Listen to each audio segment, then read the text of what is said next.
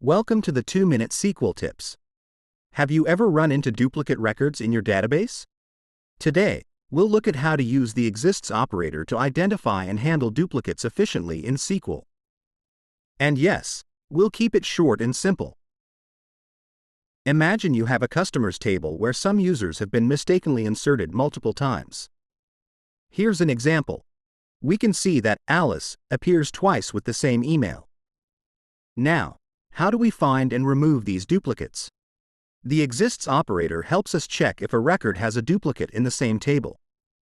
Here's how we find duplicates.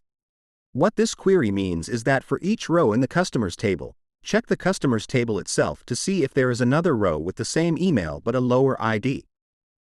If the answer is yes, the exists condition becomes true, and that row is returned.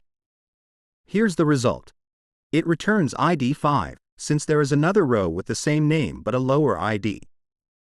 To delete duplicates while keeping the first occurrence, we can modify our query. In this query, instead of simply displaying the rows that are duplicate, we use delete from to remove it from the customers table.